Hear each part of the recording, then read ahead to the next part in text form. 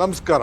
27ನೇ ತಾರೀಕು ಜೂನ್ ಇಡೀ ಕರ್ನಾಟಕ ರಾಜ್ಯದಲ್ಲಿ 516ನೇ ನಾಡಪ್ರಭು ಕೆಂಪೇಗೌಡ ಜಯಂತಿಯನ್ನ ಪ್ರತಿ ವಿಧಾನಸಭಾ ಕ್ಷೇತ್ರದಲ್ಲಿ ಅಥವಾ ತಾಲೂಕುಗಳಲ್ಲಿ ಹಮ್ಮಿಕೊಂಡಿದ್ದೇವೆ. ಈ ಕಾರ್ಯಕ್ರಮವನ್ನ ರಾಜ್ಯದ ಎಲ್ಲ ಜನತೆ ಕೂಡ ಆಚರಣೆಯನ್ನ ಮಾಡಬೇಕು ಅಂತೇಳಿ ನಾನು ಪ್ರಾರ್ಥನೆಯನ್ನ ಮಾಡ್ತಾ ಇದ್ದೇನೆ. ಈ ವರ್ಷ ವಿಶೇಷ ಅಂದ್ರೆ ನಮ್ಮ ಸರ್ಕಾರ ಕೆಂಪೇಗೌಡ ಪ್ರಾಧಿಕಾರ ಕಚೇರಿಗೆ 5 ಎಕರೆ ಜಮೀನನ್ನ ಸುಮ್ನಹಳ್ಳಿಯಲ್ಲಿ ಮಂಜೂರಾತಿಯನ್ನ ಮಾಡಿದ್ದೇವೆ. ಭೂಮಿ ಪೂಜೆಯನ್ನ ಹಮ್ಮಿಕೊಂಡಿದ್ದೇವೆ. ಅಲ್ಲದೆ ಬೆಳಗ್ಗೆ ಬೆಂಗಳೂರಿನಿಂದ ಸುಮಾರು 7 ಕಡೆಯಿಂದ 4 ಕಡೆ ಗಡಿ ಗೋಪುರಗಳು ಹಾಗೂ 3 ಕಡೆ ಐತಿಹಾಸಿಕ ಸ್ಥಳದಿಂದ ಪುರಜ್ಯೋತಿಯನ್ನ ತಂದು ಕೆಂಪೇಗೌಡರ ಶೌರ್ಯವನ್ನ ನಾವು ಸ್ಮರಣೆಯನ್ನ ಮಾಡ್ಕೊಳ್ಬೇಕಾದಂತ ಕಾರ್ಯಕ್ರಮವನ್ನು ರೂಪಿಸಿದ್ದೇವೆ.